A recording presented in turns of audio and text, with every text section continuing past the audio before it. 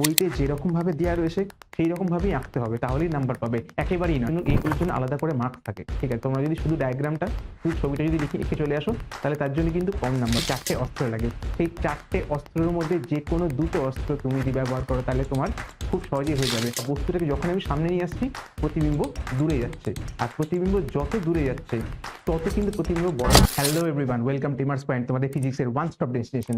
আর আজকে মাধ্যমিকের আমরা সিরিজ আমরা চালু রেখেছি, এবং সেখান থেকে মাধ্যমিকে আসা one of the most important and interesting question, যেখান থেকে একটা কোয়েশ্চেন দিয়েই থাকে, সেটা কি? সেটা হচ্ছে আলোকচিত্র।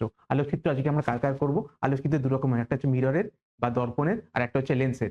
আজকে আমরা দর্পণের যতগুলো, মানে উত্তল আর অবতল, এই দুই দর্পণের যত রকমের আলোকচিত্র হয় এবং সেগুলো কিভাবে মনে রাখতে হয় এবং পরীক্ষার সময় কিভাবে করতে হয়, সেই কমপ্লিট ডিটেলসটা আজকে এই ভিডিওর মধ্যে পেয়ে যাবে। তাহলে চলো, দেরি কিসের, স্টার্ট।